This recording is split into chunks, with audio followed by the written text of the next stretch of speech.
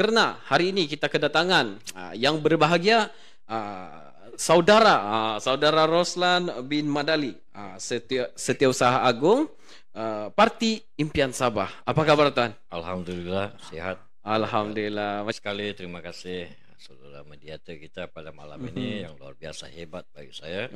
Macam mana Tuan memastikan setiap ahli dan pemimpin ni dia berdisiplin dan tidak menyimpang, kata orang, daripada asas parti itu?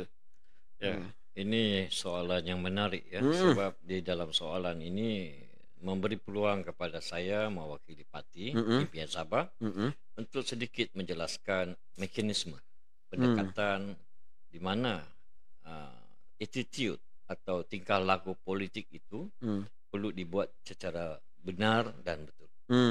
Sudah tentu sebagai manusia ini dia tidak akan sempurna. Betul.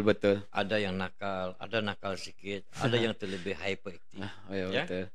Namun Parti Impian Sabah di bawah kepimpinan Presiden Parti, kita telah menggariskan satu etika atau tata cara, tata susila berpolitik yang sehat. Sebagai salah satu contoh, mana-mana ahli parti kita tidak benarkan menyerang pribadi mana-mana pemimpin lawan. Okay. So ini pun disiplin lah. Tidak memburukkan mana-mana individu. Berpolitik fokus kepada tujuan dan hala tuju parti, matlamat parti, tanpa memasukkan elemen-elemen negatif di dalam itu. Kedua, satu yang menarik dalam mekanisme ini, kita mendidik semua ahli-ahli parti kita, pemimpin-pemimpin parti kita untuk belajar untuk berani menyatakan maaf. Sebab yalah, kadang-kadang perkataan ini tak berat. Dia cuma maaf, tapi ramai yang tidak dapat melakukan atau memohon maaf secara terbuka. Ya, betul.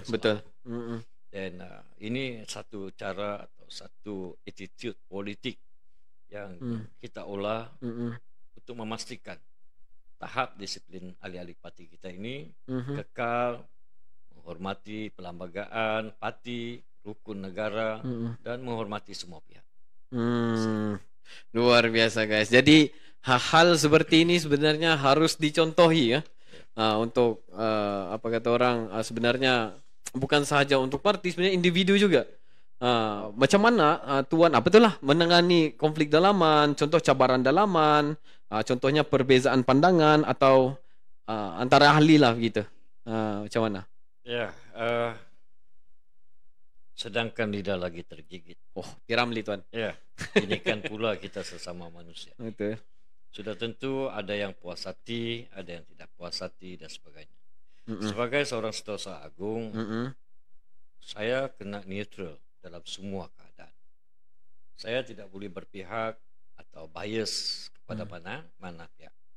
Dan saya juga selalu mengingatkan kepada pemimpin-pemimpin parti, ahli-ahli parti untuk menanamkan satu sifat menjadilah ahli parti, bukan ahli kepada mana-mana individu.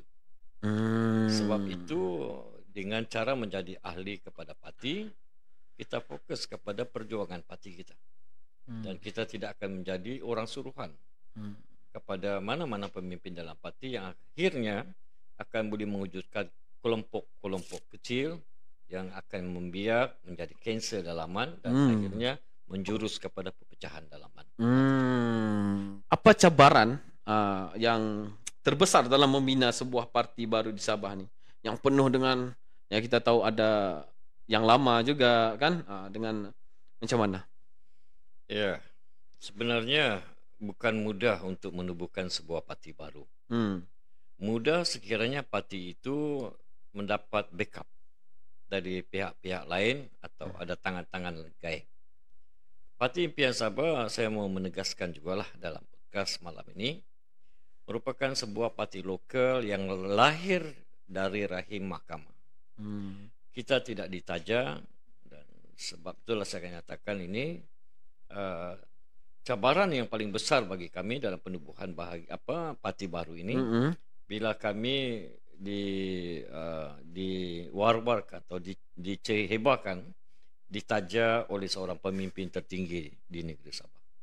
Actually parti ini bangun sendiri hasil daripada komitmen semua ahli-ahli yang mengasas penubuhan parti ini, dan tidak ada sebarang bentuk tajaan dari mana-mana pihak. Jadi saya ingin memberi penjelasan pada malam ini. Mudah-mudahan isu tajaan parti ini tidak lagi akan dimainkan sebagai sebuah isu politik murahan menjelang pilihan raya ini. Jadi dari segi kesiagaan, insyaAllah dengan izin Allah Ta'ala, kita cuba melakukan yang terbaik semampu yang boleh untuk memastikan pada pihak yang akan datang ini Parti Impian Sabah akan dapat meraih berapa kursi daripada sasaran yang sudah kita tetapkan. Dan saya percaya dengan adanya sokongan, kepercayaan daripada rakyat jelata Sabah yang inginkan satu perubahan baru di dalam sistem pentadbiran, Parti Impian Sabah adalah parti pilihan yang terbaik. Luar biasa guys.